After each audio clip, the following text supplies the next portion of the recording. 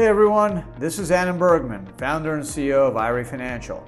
Welcome to another episode of Ad Bits, where I will be sharing bits of knowledge about self-directed retirement. If you want to learn more, you can subscribe to our YouTube channel and follow us on social media. Just search IRA Financial.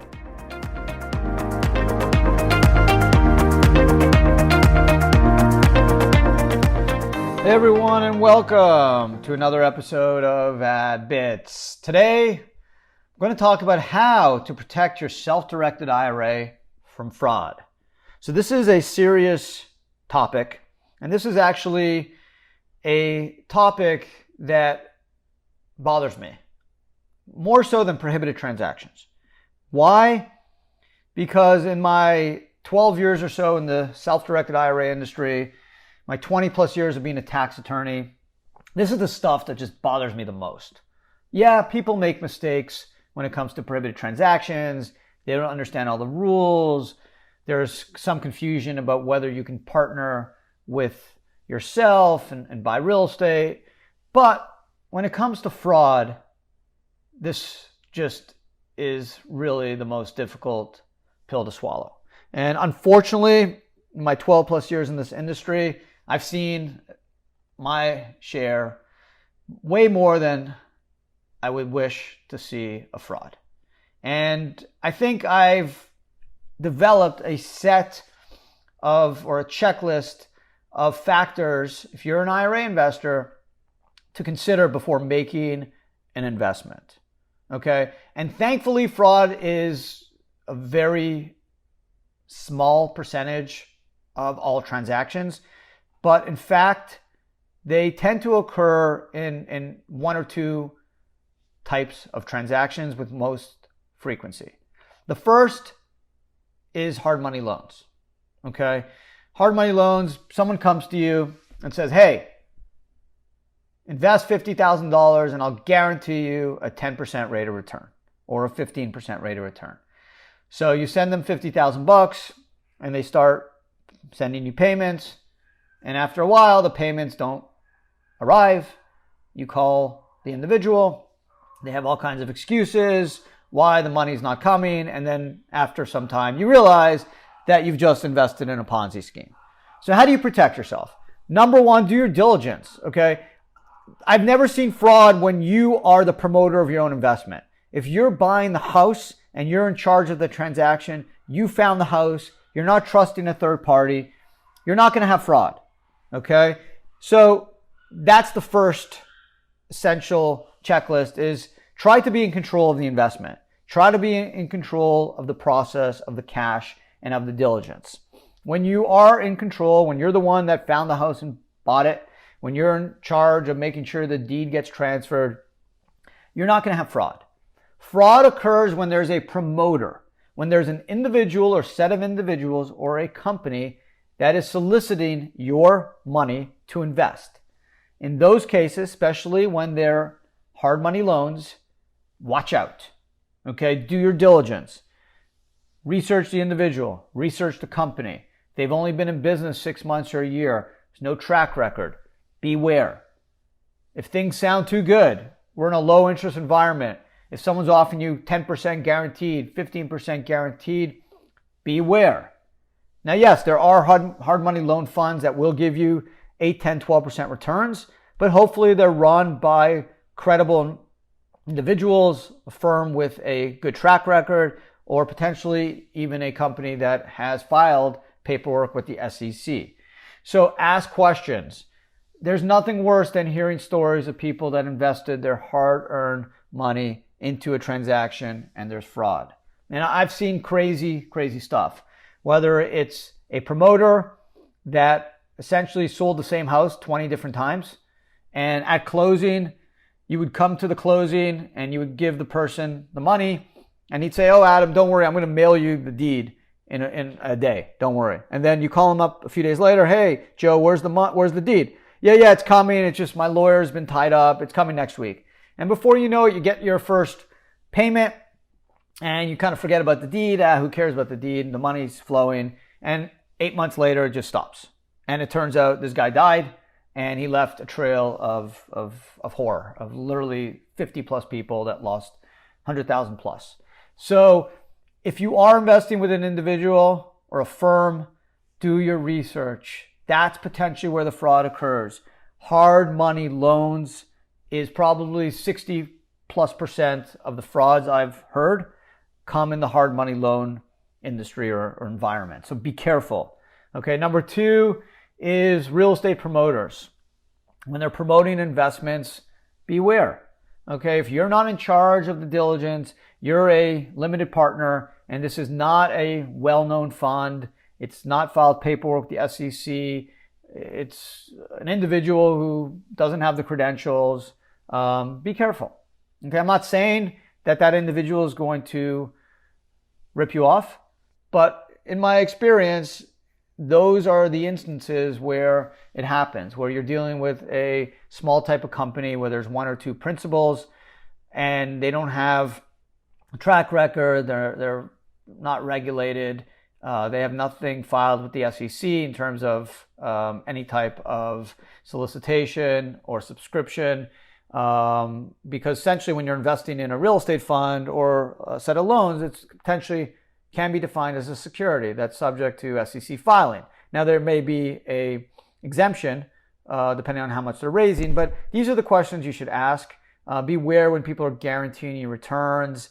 That's something that is scary to me, especially if it's not a loan situation, if it's an equity investment.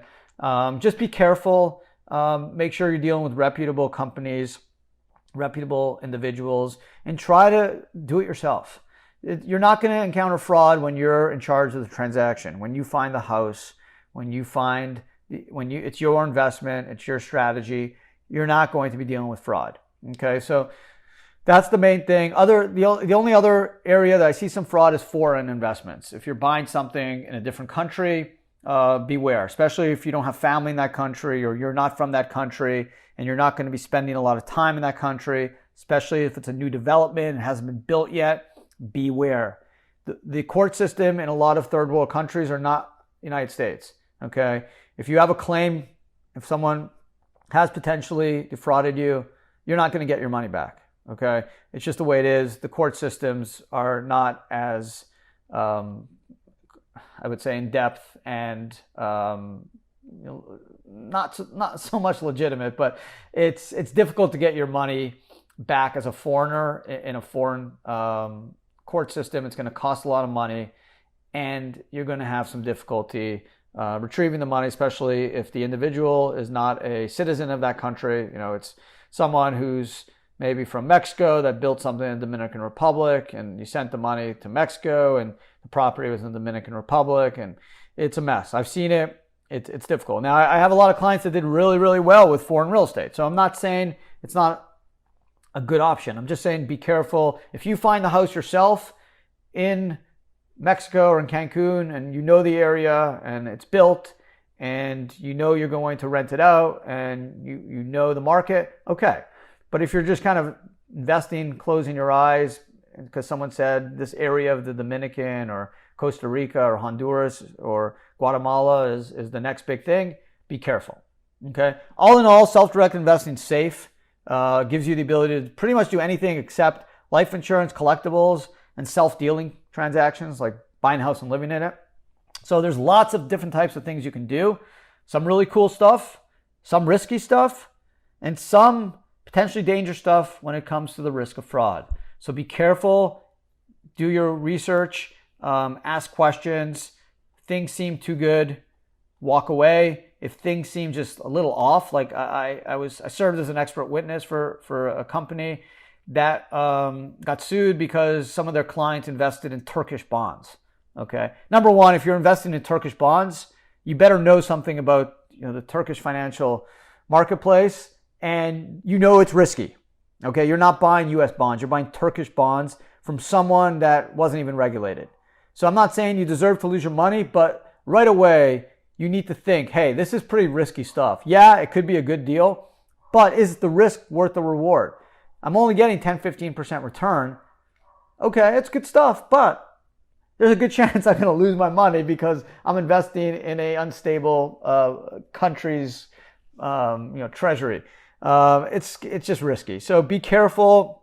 It's your hard-earned money. This is a long-term investment. It's supposed to be money for your retirement, for your family down the road. It's tax-deferred, so it has a lot of value, especially if you're in Roth.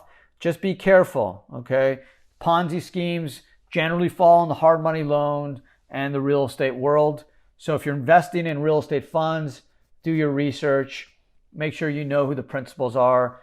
See what their background is. Ask for references. Ask for a track record if they did a prior fund. Do the math, okay? See what they're doing if you can, or hire an accountant to look at it.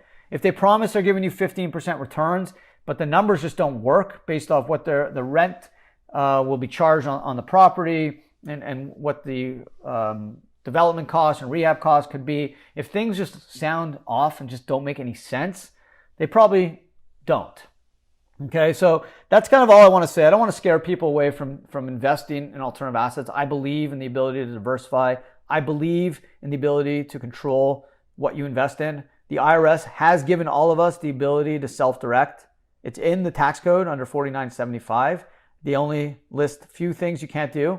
So it's entrenched and codified in law that we are able to make alternative asset investments and do different things with our retirement funds other than equities or bonds.